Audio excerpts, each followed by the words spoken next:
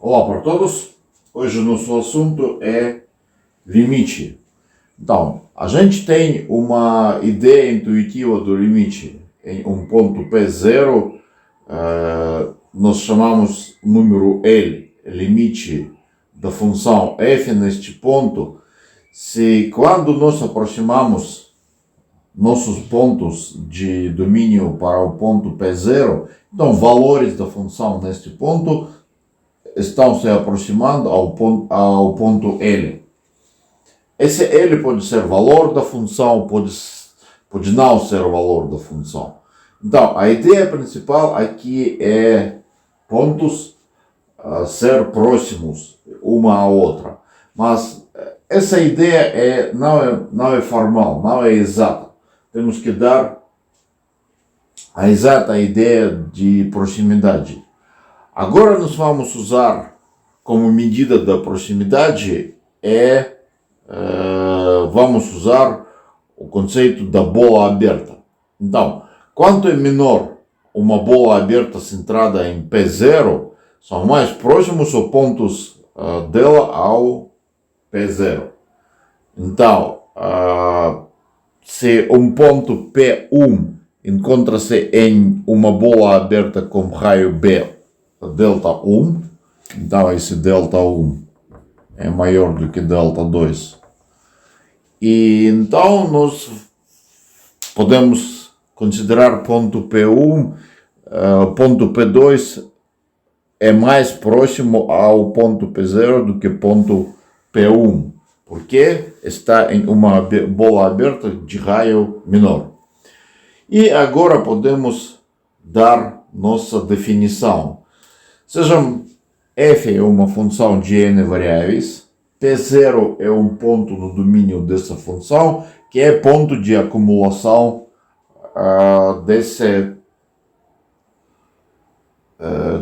de domínio. Porque nós queremos que P0 fosse ponto de acumulação. Para em cada bola aberta, teríamos pontos de domínio. Então, bola aberta centrada no ponto P0. Então, um número real, L, se chama limite da função f no ponto P0, se para qualquer epsilon positivo, existe um delta positivo, tal que se algum ponto de domínio está em bola aberta centrada em P0 com raio delta, então valor da função neste ponto P pertence a esse intervalo. Então, o que nós podemos fazer esboço aqui? O que isso significa? Para qualquer intervalo desse tipo, como centro L, então L é limite. Se qualquer intervalo centrado no L, intervalo aberto, que na verdade também é bola aberta, só que de dimensão 1, esse intervalo. Então, o que isso significa? L é limite. Quando? Quando para qualquer intervalo nós poderíamos escolher um intervalo.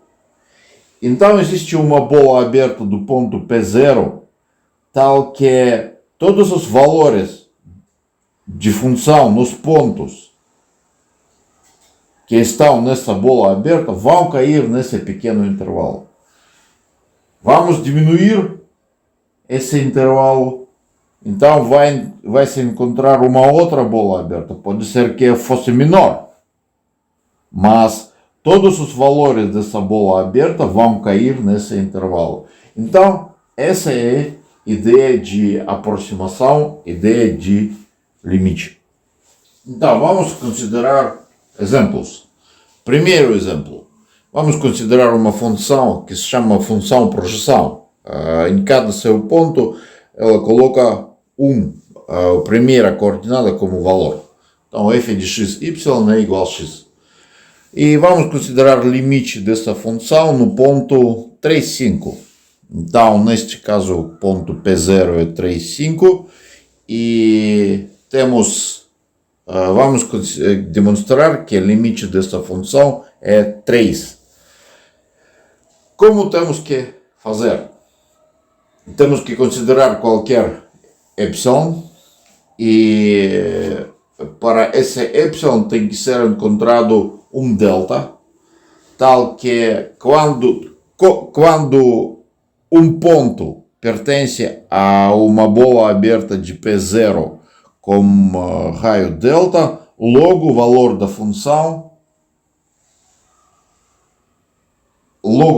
função tem que pertencer a este intervalo.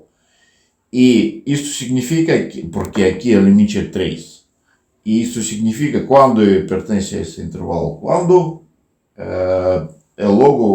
quando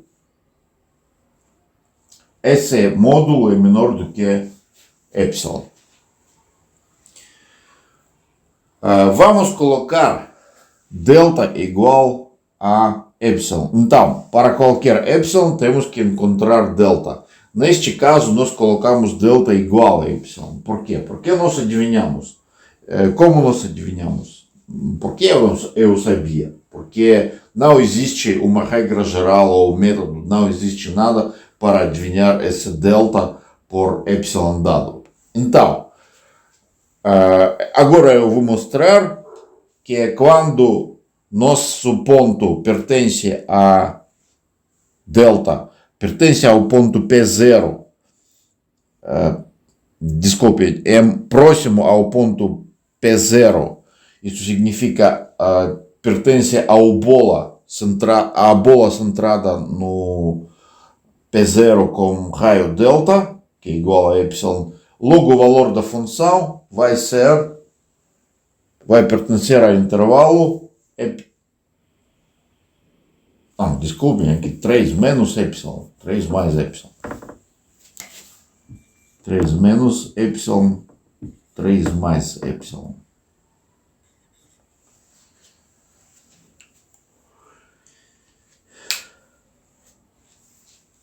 Vamos, então, seja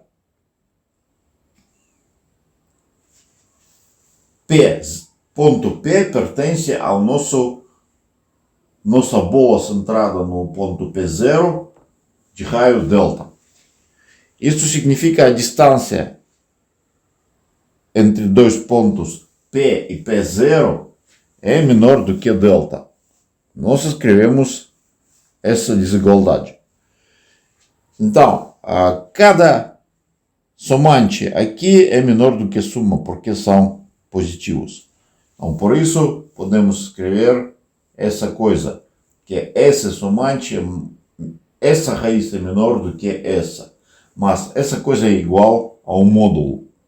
Isso significa que nosso módulo x menos epsilon é menor do que delta. Mas esse x também é valor da função. Por isso, nós podemos escrever que x... Então, fazemos aqui logo aqui essa desigualdade. Então, x menos 3 é menor do que delta, que é igual a epsilon. Então, agora nós consideramos x como o valor da função e temos a desigualdade que nós precisamos. Da mesma forma, podemos demonstrar que limite de uma outra função, que coloca y como valor da função, nesse ponto é igual, nesse mesmo ponto, igual a 5. E uma regra geral, podemos mostrar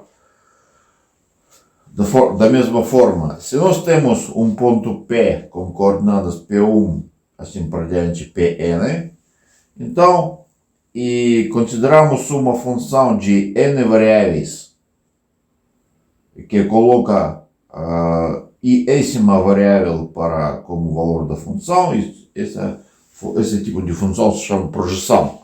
Então, o limite dessa função no ponto P0 é P iésimo. Segundo exemplo, a função é a seguinte: f de xy é igual a x mais y quadrado. P0 é o ponto 2, 1. É claro, intuitivamente, que nosso limite vai ser 3. Mas temos que demonstrar isso pela definição. Então, por quê? Porque quando x... Por que 3? Porque quando x tende a 2 e y tende a 1, esse valor vai tender a 3, é claro. Porque nada pode acontecer aqui estranho. Agora, vamos fazer tudo isso pela definição. O que é fazer pela definição? Para cada epsilon positivo, temos que adivinhar um delta, também positivo, tal que quando um ponto pertence à bola de raio delta centrada no P0, esse é P0, então logo valor da função neste ponto pertence a esse intervalo. Isto significa o quê? Que pertence ao intervalo? Que esse valor da função menos 3, essa distância é menor do que epsilon.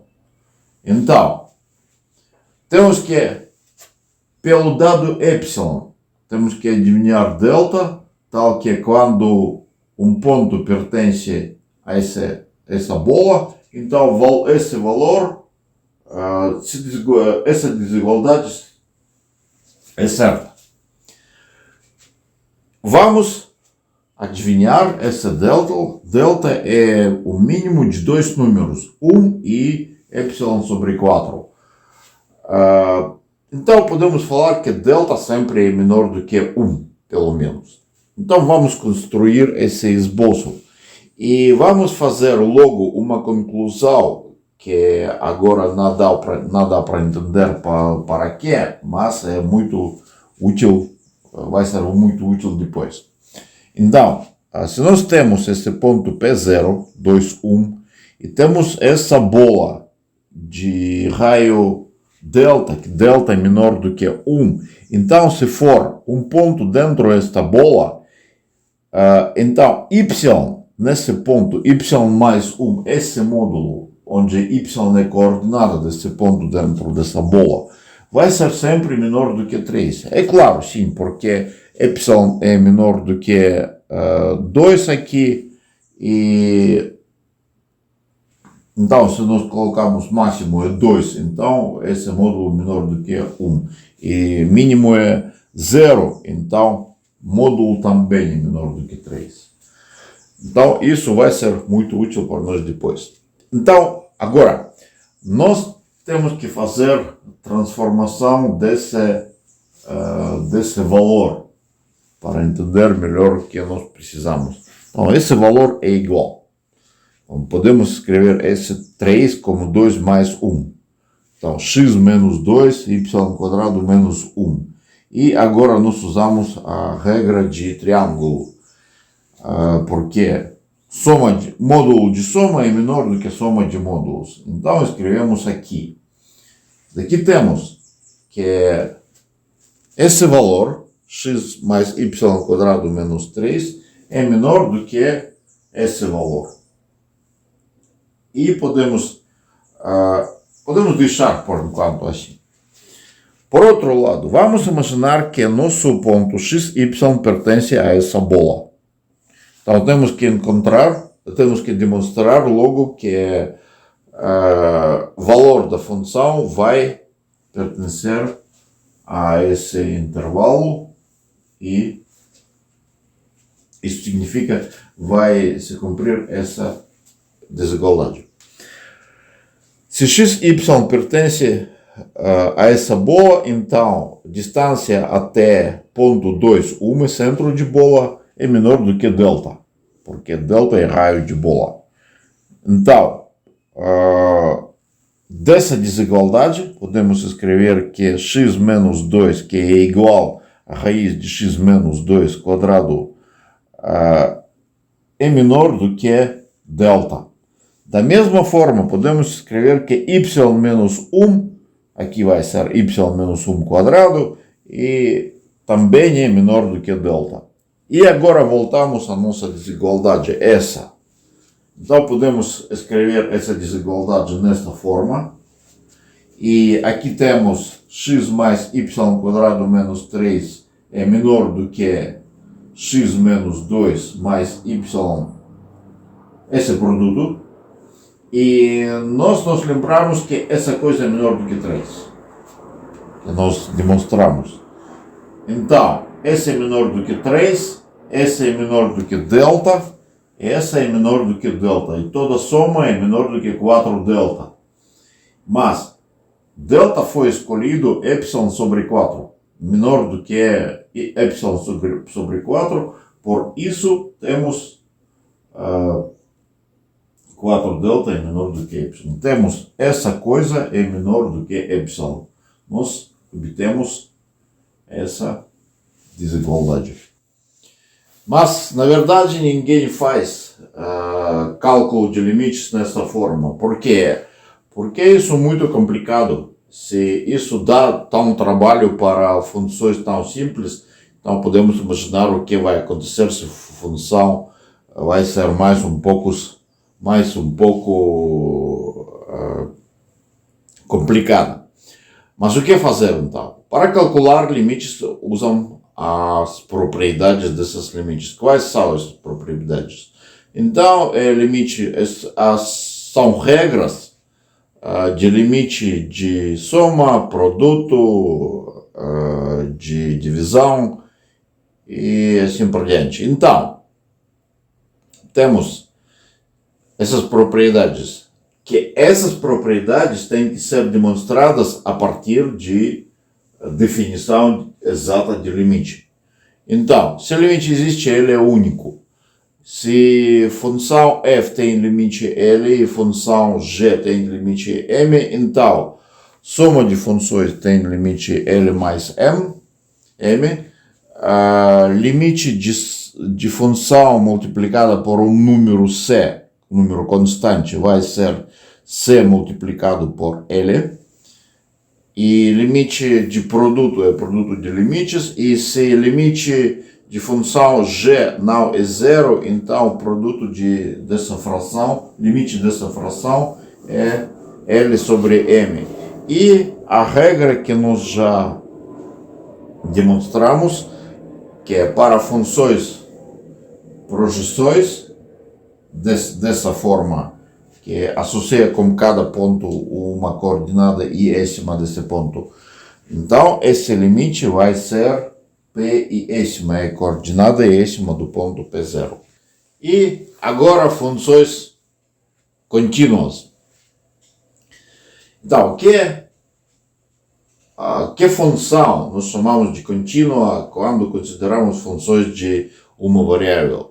Então, função cujo gráfico é uma linha contínua, sem buracos.